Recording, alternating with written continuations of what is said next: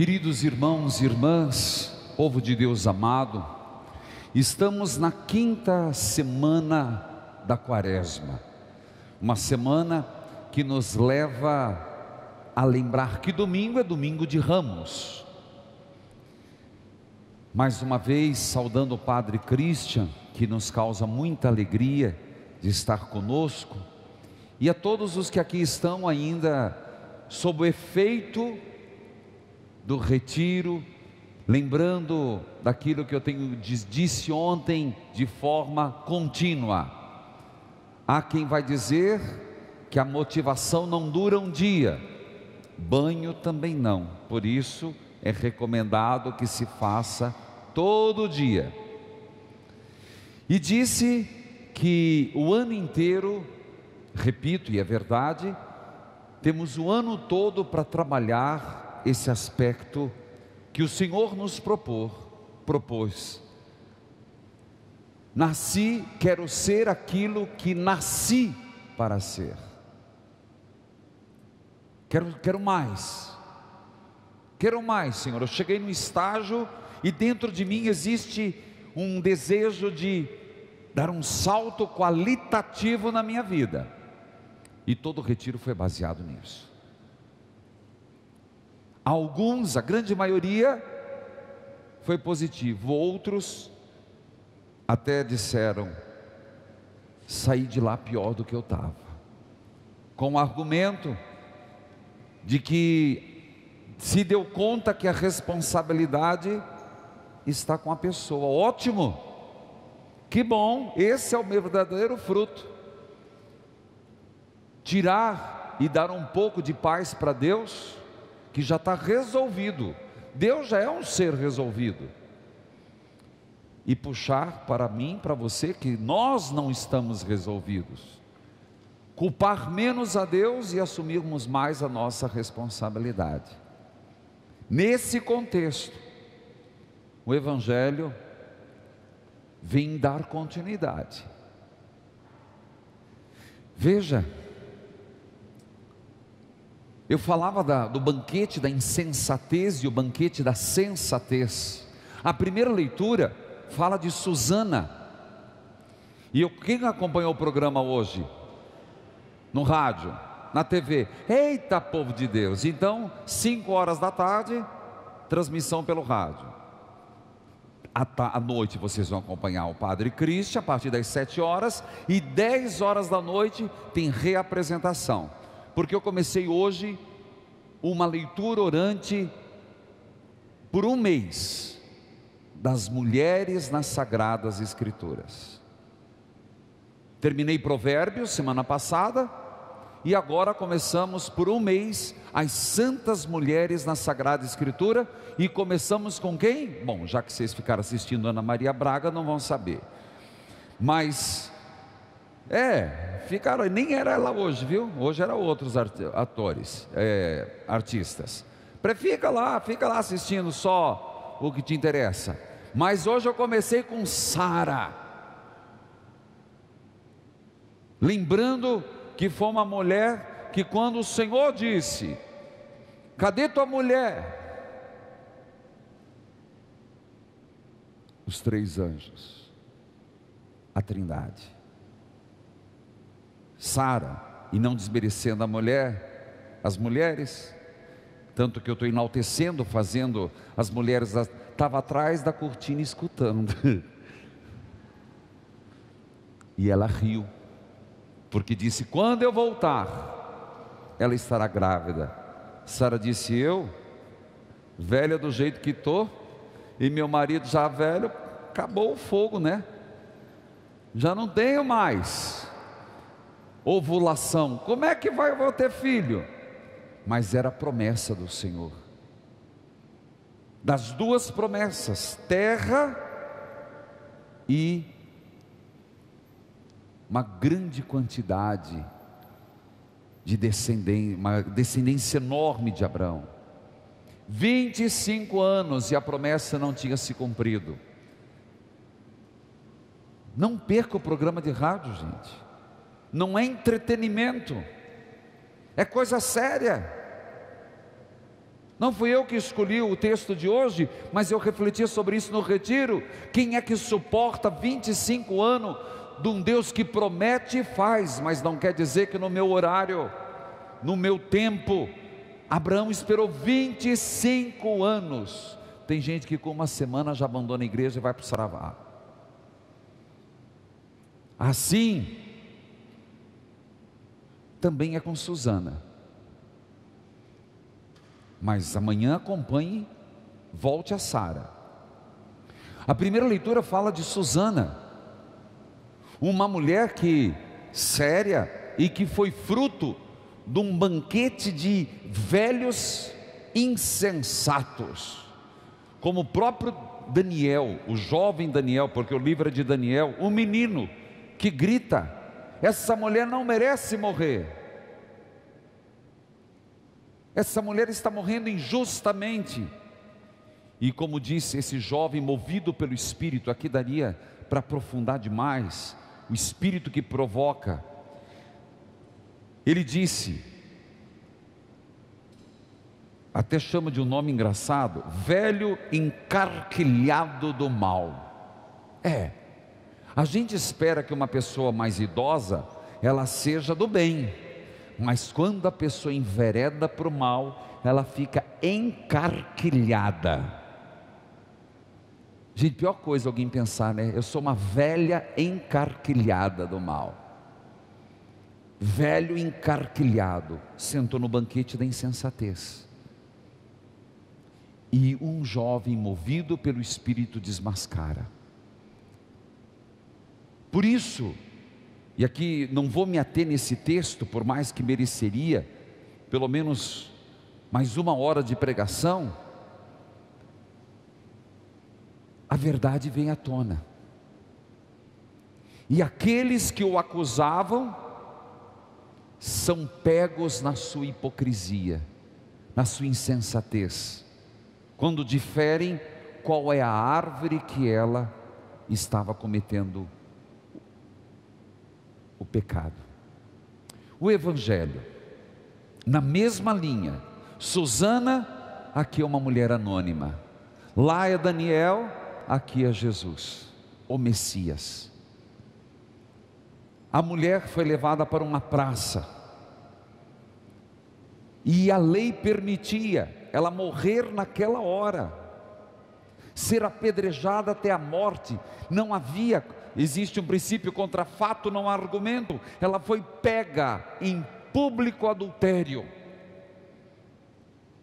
Os velhos encarquilhados da lei, encarquilhados da sua soberba, encarquilhados da sua insensatez, encarquilhados do seu ego, estavam todos. Eu fico imaginando, aqui nós temos pedra, mas não quero que confunda, aqui são pedras que Deus vai rolar do nosso caminho, mas eu tomo uma pedra só como um exemplo, que não é a mesma lógica.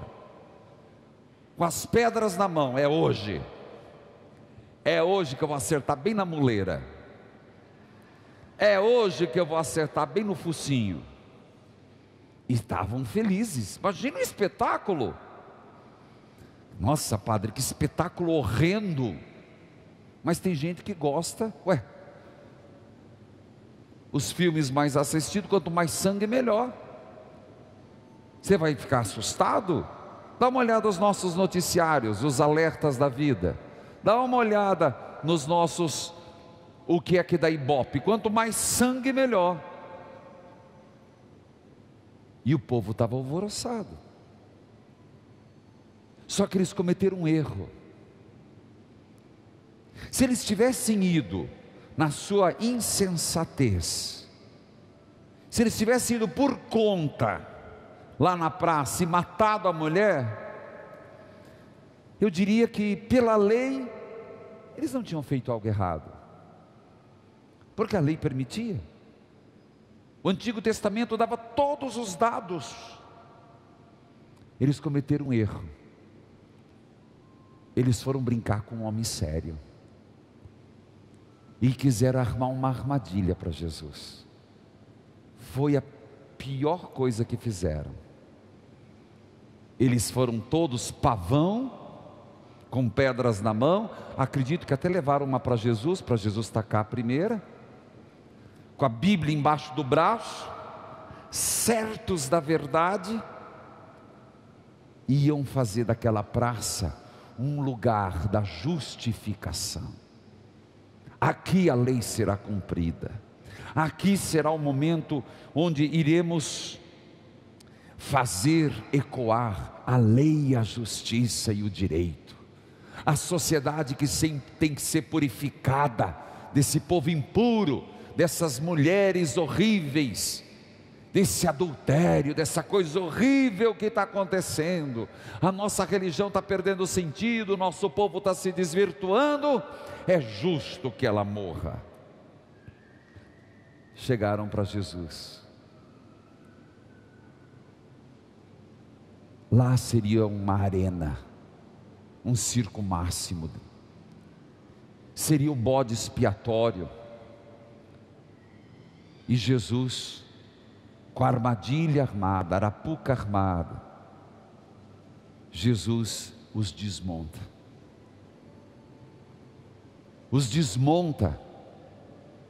porque Jesus respeitava a lei, Jesus era um homem de oração, mas era um homem muito mais voltado ao Deus de bondade. Ele volta àquilo que é fundamental: o amor, o perdão. Os velhos encarquilhados de hipocrisia olhavam por uma prostituta, Jesus olhava para uma filha de Deus. Nem preciso dizer, se ela foi publicamente pega em adultério, cadê o homem? Por que só ela? Depois, era isso que Deus queria? A morte do pecador ou a salvação? O porquê Jesus veio? Para condenar ou para salvar? Para os doentes ou para os sãos? Jesus não diz nada, porque não é que ele não tem o que dizer, Jesus teria, mas qualquer coisa que dissesse, eles não estavam abertos a ouvir.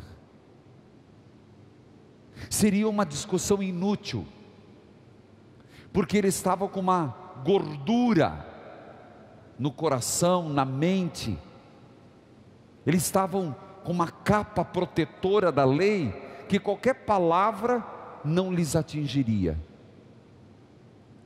Jesus silencia, não é um silêncio qualquer, é de uma justa indignação. Jesus se ajoelha, escreve no chão. O que escreveu, poeticamente é lindo, tem poemas lindos do que Jesus escreveu, mas são tudo elucubrações, ninguém sabe se ele fingiu, se ele escreveu os pecados, mas isso é o que menos importa. Mas o que ele fez lá, foi onde seria o bode expiatório, um lugar de morte, se transformou num altar do perdão. Chegou uma prostituta, saiu uma convertida. Uma praça da morte se transforma numa praça da vida. Ela foi beneficiada. E todos os que estavam lá, quando se deram conta do que Jesus fez, tiveram a oportunidade, não sei se usaram, de se dar conta que todos eram pecadores. Não foi só ela beneficiada, todos. O texto não fala o que aconteceu com os outros, mas pelo menos um gesto sabemos: a pedra dos mais velhos, dos mais encarquilhados do mal, até os mais novos, foram deixando. Eu diria que algumas coisas a gente tem que aprender. que o amor, a misericórdia, a redenção, a salvação, ela está em primeiro lugar em todas as circunstâncias. E isso, primeiro consigo mesmo. Segundo, com os nossos, com a sociedade. Temos que aprender que nem sempre, porque está certo, é algo a ser feito. Que a lei não é a última resposta. O amor é a última resposta. Que Deus tem outra lógica. Aprender que não andemos com pedras, porque se você anda com pedra no bolso ou na mão, no primeiro momento de ira, você joga o que está perto. Quantas vezes numa briga, já voou panela dentro de casa, ou copo, ou chave. Se você estiver armado com pedras, você vai jogar pedra. Se você tiver com um terço, você vai jogar o terço. Não ande com pedras. Linguagem figurada, é claro. Depois, aproveite essa palavra de Deus para se desarmar e reconhecer o quanto também somos hipócritas. O quanto às vezes tomamos a atitude de acusadores, julgadores, e depois ousamos dizer: perdoai-nos assim como nós perdoamos. O que era para ser uma cena de sangue foi de misericórdia. O que era para ser um espetáculo horrendo de morte foi, na mesma circunstância de Lázaro, um renascer. Termino dizendo: qual a pedra que você vai deixar aqui hoje? Eu disse que não é a mesma coisa, mas amanhã eu estou aqui, 11h15, o tempo de eu terminar um programa e chegar. Geralmente o William, Fernando começa, que nós estaremos aqui na missa com novena. Pelas santas chagas de Jesus, rolai as pedras do meu caminho. Pelas santas chagas de Jesus, rolai as pedras do caminho. Pelas santas chagas de Jesus, rolai as pedras do caminho. Que o Senhor nos ajude a sermos menos hipócritas e mais misericordiosos. Amém.